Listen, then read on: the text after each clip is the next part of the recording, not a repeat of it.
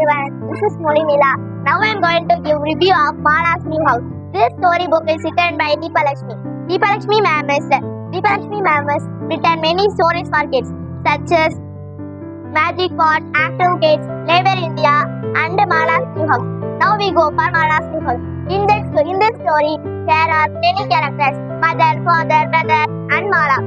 Mala and her family live in a small house. In front of that house, giant mango tree is there.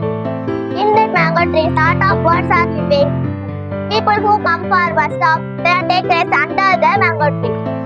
In summer season, Mala and her friends pluck the raw mangoes and eat with salt and chili powder. One day, Mala visited her friend's house that was too big.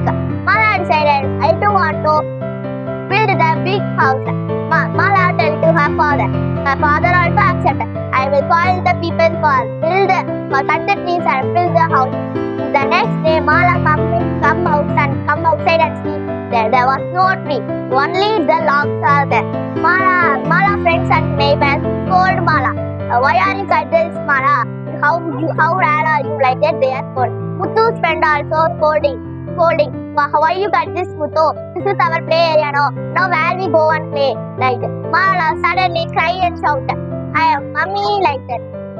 Her mom come and ask her, why are you shouting, Mala? Mom, that's no mom, that's a very bad dream like that. Mala go and hug the mango tree.